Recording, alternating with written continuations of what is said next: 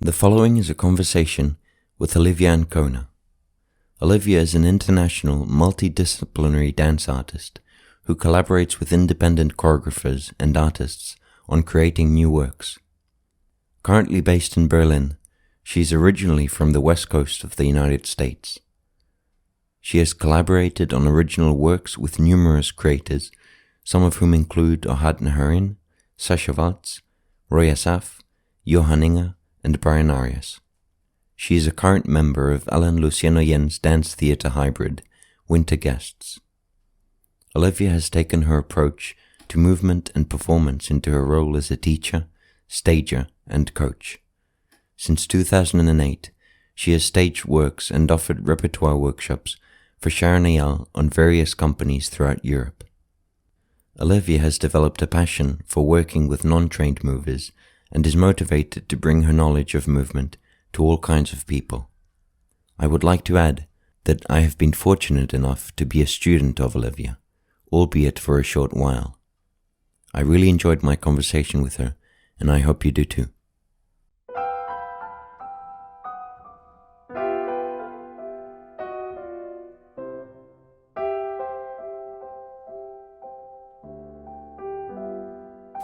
Okay, so Olivia, if you could start by explaining a bit how you started to dance.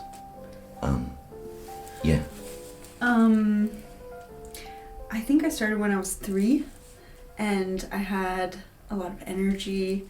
I don't know if I said it this past week in rehearsals, but I used to walk into walls, and my parents got my eyes checked, and they realized I have 20/20 vision, and that I really just needed something to do with my energy. So from 3 onwards, started dancing and did lots of different styles, and probably by 11 I told them I know what I want to do. Right. I want to be a dancer. So I had a pretty narrow vision from very young.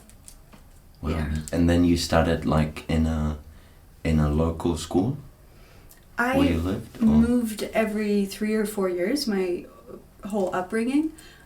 So everywhere I went, I kind of found like a local school, but the training depended on where I was. So, I see. Yeah, Okay. sometimes tap and jazz, ballet, like hip hop. And then as I grew up, ballet became the kind of thread or consistency. Right. Yeah. And then when did you move to Israel? After school. Actually, I went to Juilliard and didn't finish after my 3rd year. I see. I had my sights set on Batsheva. When I was young, they came to tour to Portland, and I saw them perform and fell in love.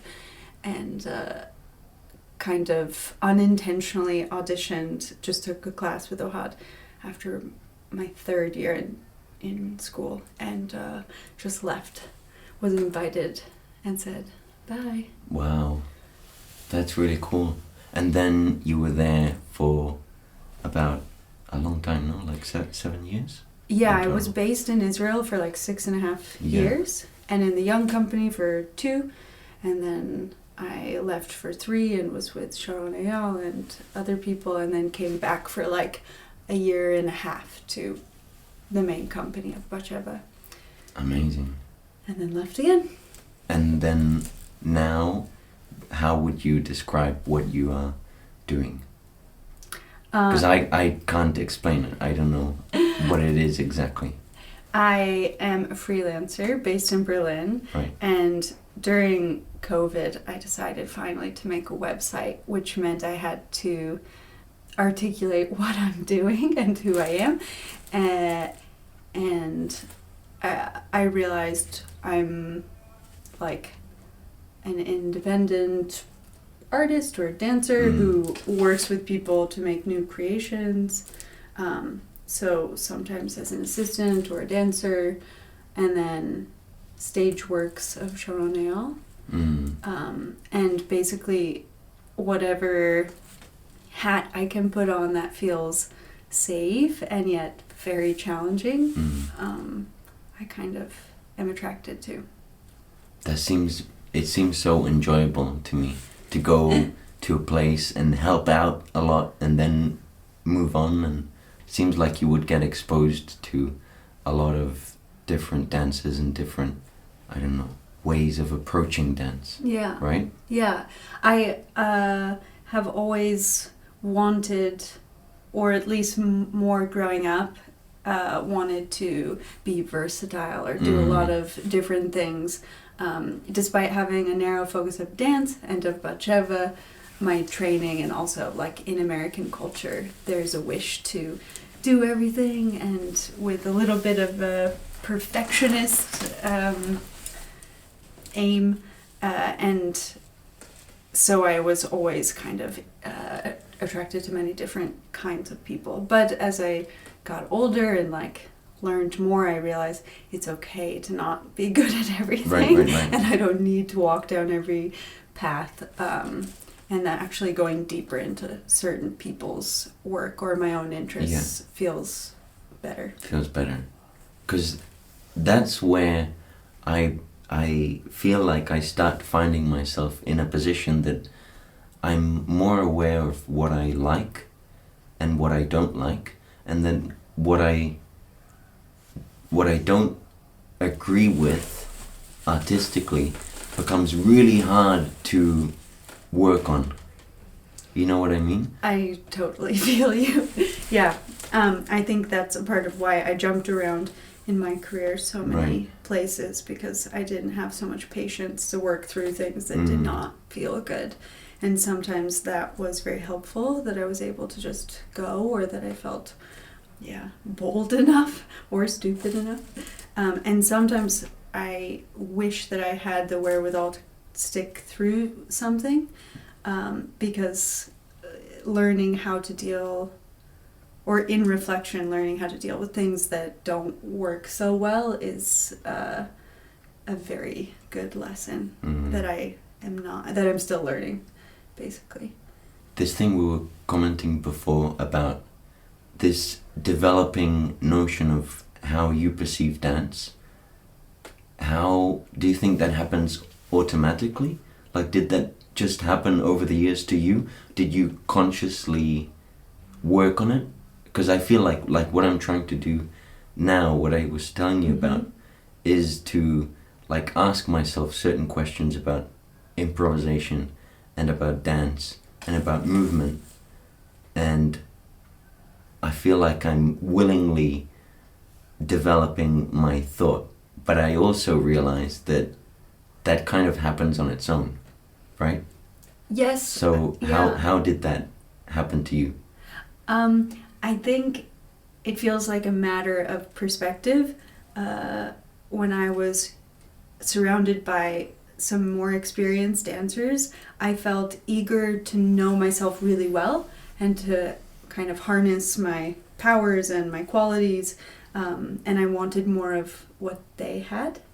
And as I'm, I don't know, middle-aged dancer, older dancer, now I feel like I realize, like you're realizing, that things are happening more naturally and that I don't have to will them into existence, and simply by just being awake and alert and interested in whatever interests me. Absolutely. I wanted to ask you about something you said this week, which has been in my mind a lot, and it was how you talk about space. You said something along the lines of prioritizing like the space and your body in it, instead of, I don't know how you said it exactly, but it was something along those lines, and it was specifically involving the space, almost as if it was something sacred, and it was really cool, and I can't stop thinking about it. Yeah, it's a new-ish idea for me. Not that it's a new idea, but the way that I'm physically connecting to it or thinking about it, it's very clear when you see someone who is aware of just what's happening in their body versus their relationship to lots of directions around them. I'm constantly saying hook into your verticality or something like horizontal lines, or I don't know, any, depending on the movement or the direction of the movement. There's so many different directions that you can use in order to resist or pull or stretch or whatever you're trying to do. And so for the want to, actually, as I've gotten like maybe more tired, I feel forced to be creative in my ideas about how I move, because I don't have the same kind of power or will or even wish to move muscularly that I used to, with all of my energy. And so now I look for almost like hacks that feel actually coincidentally interesting for myself. But they come, I think, from a wish to feel less pain or more efficient or visualize things and not always have to do things. But yeah, I think what you're talking about that we touched on this week is from the outside, when you see someone move, you can kind of tell when they have an awareness of the space between their body parts and beyond themselves versus kind of wrapped up in just their own physicality or their own range.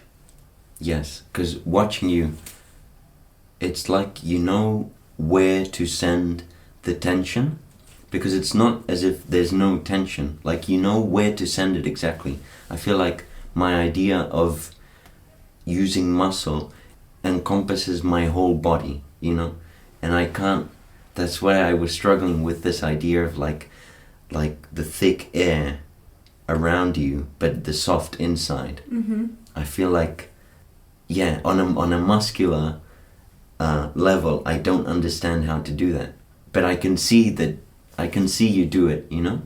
I can see how you approach the grabbing and the letting go very clearly. So it's really inspiring to see that happen. Thank you. If I think about some dancers who I've watched over the years, especially from Batsheva, where with Gaga, there's a lot of listening to what's happening inside your body and letting go and softly grabbing and all that. There are some dancers that come to mind that I've watched throughout their career, maybe even over a 20-year span, and been fortunate enough to dance beside. And as they grew inside their career, or just got older, I felt like they looked like they learned their bodies more, that something about the muscularity changed in their shape. And I think that just happens with time as much as with intention. But I was surprised, being a very muscular person myself and wanting to always power through things and being very fast twitchy. That's actually my natural quality, and I'm very happy that I've learned to release and let go. And some of that has really just come with time. But I'm constantly looking for the little levers and adjustments and shift of weight so that I can use less muscle and I can just direct my bones to places or engage smaller muscles, so that I can work less. Right. No, but I feel like, again, watching you, it's like there are more forces at play than just you. You know what I mean? Like, it's like you become sensitive to something happening that is kind of a different force to who you are in that moment, right? And you just open up to it and then close it again, that little window. And the effect is really cool to see. Thank you. That's nice to hear. Okay, so since my whole thing is about improvisation, I would like to ask you what your relationship is with improvising and how it's gone over the years. The word feels loaded. Right. And kind of confusing. Okay. So I don't Yes. blame you for doing a whole podcast about it, because it's definitely worth trying to understand for ourselves. When I think about even the classes I teach, granted they are largely based in Gaga principles, I like to call them improv, which gives a bit more freedom. And I don't know that it's actually improv. I think I have this idea in my head that improv is moving freely, but maybe it's actually not. Maybe it's a score, or like we do in class, we connect to an idea, maybe a task, or an image, or an exercise, and then the way that it shows up in people's body looks different. Is that improv? I don't know. Yeah. Yes. So I in my head, yeah, I think I have this other idea that improv's over there, and that what I relate to is freedom of expression and articulation, but always rooted in something. But now that I'm talking about it, I realize that isn't a kind of improv. But I like structure or some kind of form with which to play off of. And without something to play off of, I get really overwhelmed and lost. Yeah. Don't know how to behave, or don't know how to dance. Of course. Yeah, no. That makes a lot of sense. Like, I think one of the things I appreciate when someone else is teaching a class and it's improv based is that they kind of narrow your vision into like one particular path, and then you can do so many things down that one path. But it's not like, it doesn't give you the freedom to go wherever, and then it becomes very overwhelming really quickly. So I feel like when I try to dance by myself, I just put on music, and I also in a way force myself to commit to certain ideas. Yeah. And sometimes they're really abstract, sometimes they're not, but it feels a lot better than just doing whatever, because I feel exactly the same. If I think about the times that I do just dance around, or especially in my house, which is probably the most times that I improvise, it's always fueled by like a need to release some energy or to entertain someone, or because I feel some kind of emotion. But I guess I'm repeating myself, but thinking of moving without a purpose feels also really stunting, actually. This thing you were saying about releasing a certain energy, I love the idea that sometimes the intention of dancing and moving comes from a really emotional place, and sometimes with it being my job, I forget that, and it becomes a lot about the structure and I don't know, and the intention then is lost because it's what I do every day. Yeah, I mean, workplace culture is changing. But even for dance artists, it's not really a place, especially in maybe bigger institutions, where we're taught to bring our emotions or how.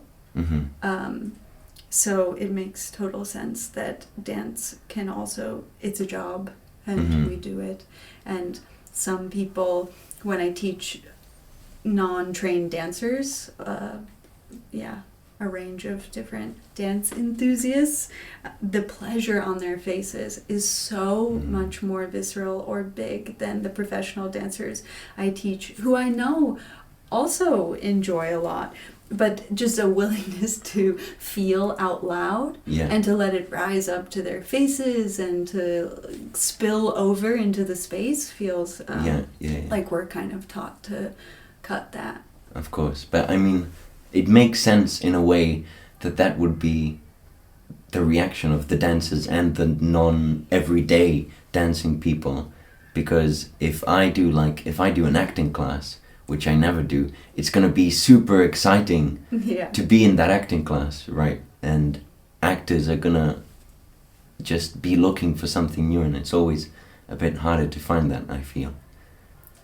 Yeah, I remember hearing a story about some actor on Broadway who did 8 shows a week of a 2-man play, and he was giving advice to a younger actor who was my friend, and he said, you can't feel all those feelings every night. You absolutely need to kind of build a frame for yourself, or find techniques, or I guess that's acting, but have some kind of craft that you can rely on, so you don't have to feel that every night, and you can still express what you need to express. And I think that's kind of the beauty that we get to do an expressive art form every day for our job. And there's some like natural catharsis and healthy like circulation. Oh my God, and, so much. And endorphins that we release that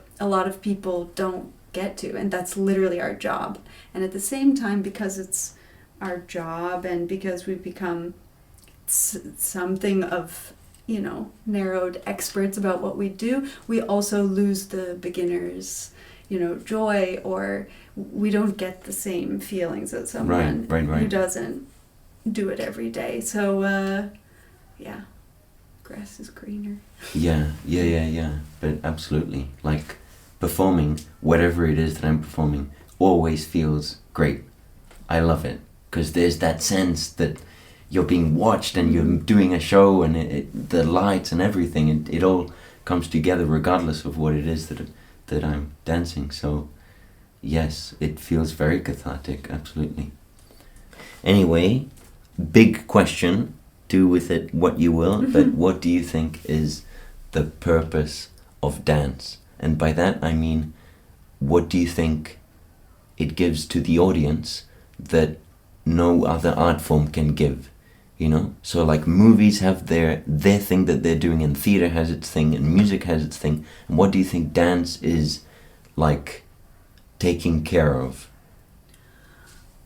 I have 2 thoughts that just come to mind, because I don't know if that's my end-all be-all answer, but one is that we remind people of their bodies and what it can feel like to be inside of them in such an extreme way, and sometimes being super extreme in how we move in dance is a loud enough message, I would hope, to remind people that like they can move theirs as well, and that we're capable of these things, and not because we all need to achieve dance at all, but because the existing inside our bodies feels really important, and like we more and more are stuck into our computers and our phones and our desks folded at our chairs, and with COVID and stuck in our houses, and it's depressing if you don't move your body, and it doesn't have to be big, but it's such a pleasure to get to. So it feels like an extreme way of saying, hey, you've got one too. And then another thing, especially for me with contemporary dance, where like nothing matters and everything matters, and it's just what you make of it, because it's not a codified language, not like ballet and not like words. So we can give meaning to, and many meanings, and there can be many different interpretations and many images for us as performers, but also for the audience, that wherever they meet the piece that day can inform how they receive it and their experience of it, and it can tap into, I hope, places that they didn't anticipate to feel when you go to like a Chekhov play, or I don't know, you see a certain kind of film and you want to go see a rom-com and you want to feel light, and you know what the message is that you're trying to receive. And with dance, I know it can be very alienating to not know, but I would hope if it's good enough is a very inarticulate way, but if it's powerful enough of a dance piece that could touch someone in ways they couldn't imagine. Right. Yeah. Because like one thing which I feel like I struggle with as a dance viewer is that I find it harder to become emotionally involved with a piece than I do with a movie. Because a movie is very easy, like there are characters, I see what they're doing, I'm kind of invested already. And with dance, you're like setting up a new world, a new rule system every time. And usually it's just movement. And some shows manage to pull that off and you are invested and you're like, oh, what is happening? But I feel like a lot of shows, there's a massive disconnect from me and what's going on. Because it doesn't have the luxury of dialogue. I mean, sometimes it does now more than before, but I feel like it's hard to make an emotional dance performance. Not that it's impossible, but it's hard. It does feel very difficult, and I think that's why it can be so special when people pull it off. I have the same experience, and I also wonder if it's, knowing dance so well and being a part of it, that it's harder to appreciate we just have a more critical eye. And so we're more attuned to what the language can mean, even when it's not a choreography that we know or a style that we've done. Yeah. Yeah, that makes a lot of sense. Yes. Anyway, what would you give as advice to like young dancers? And that can be, just from just having graduated, starting their first auditions to people in their 20s. Yeah. I would say that your first job will hopefully not be your last. So it's okay to be in a job that is not your favorite, your first choice, or feels perfect. If you arrived there too soon, which I have to say, I think I did, is pretty big letdown, because life is hard and things always are different than what they seem on the outside. And it's very competitive, and there are only so many jobs or shiny companies, but another reminder that the reality of existing in those places is very different than what it may seem. And so there's stuff to be taken every job or project that you go to, and learning what interests you and what can't be taken away from you from some choreographer or director or peer. It's, I think, one of the more valuable things that I've had to learn the hard way, thinking that I would find my dance person or my dance home or the company that fit me best, and I realized it doesn't exist outside of myself. Maybe it does for some, that they can find a good balance, but for me I realized, it's on me to shape my experiences. And it's so like relieving to hear that, because I feel like I'm still in that place where I'm thinking there's the dance place or the dance person waiting somewhere in the future for me, but yes, I can recognize what you mean, and it's kind of sad but kind of empowering at the same way, right? And it is up to oneself at the end of the day. That is true. I think that there have been different people who who helped me open doors in myself, and different pieces, and different choreographers. And I feel very lucky that I met a couple people that really helped me to blossom and challenged me, both like teachers and creators. And then the rest of the projects were me digesting. They were just spaces for me to bounce off of and figure out what just happened in the more meaningful process. So I think it's too much to expect of ourselves that we're like responsible for all our learning and our interests, but it just looked different than what I thought it would look like. Right. And how would you say, as someone who I don't feel like I know how to take on work that I don't like, you know? How would you advise me to take on work that I don't like? I am the worst. Right. I'm sorry.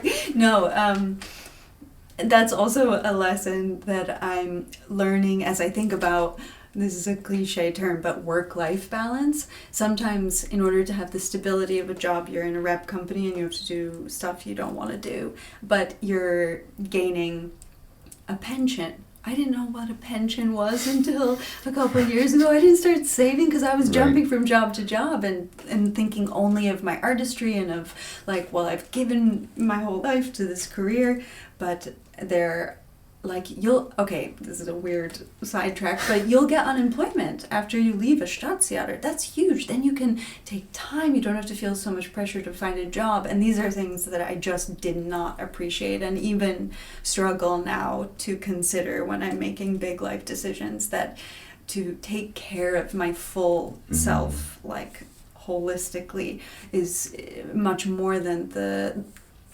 person, the artist or the company that's gonna like challenge me artistically. But for sure I struggle to make like balanced choices. So yeah, reminding yourself of the bigger picture is what I'm telling myself, and then learning how to just as a person, this is really the lesson that I'm constantly dealing with, is not like villainizing people, even if you really disagree with them, or it's really hard to respect them, or you're not interested in their craft. Like realizing that they're a full human with all of their stuff and their insecurities feels like a very important lesson. And knowing that there are boundaries that you can set with people that you don't want to give your full self to. It's okay to not give yourself so totally in a project that that doesn't feel good to you, or that takes more than it gives you.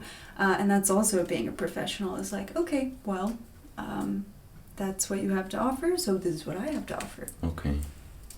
Wow, that's really valuable. Yeah, I'm trying to practice it myself. It's really difficult. Absolutely. Because we're super intense people. We're like ambitious and we're hungry and we're perfectionists, and our career doesn't last so long. We want the most all the time, but it's not realistic. Right. Good. Yeah, thank you very much. It's good to hear that. Yeah. This is an idea I thought of when watching like really good actors, and I really think it involves dance as well, in that when I feel like an actor's doing a really good job is when they're very committed to not the character or the surrounding, but to the action that they're doing in that moment, right? Like if they're just like folding a piece of paper, that is what they're doing in that moment, and they're not thinking about what the character, how he would do it, or what facial expression or anything.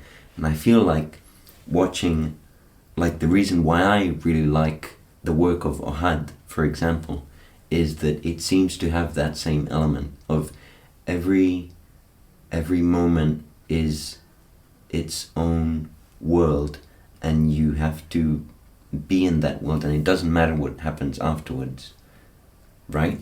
Is that a reasonable... Yeah, no, I really think that's a nice reminder. I don't think I've thought like that about his work in a while, but I think you're right.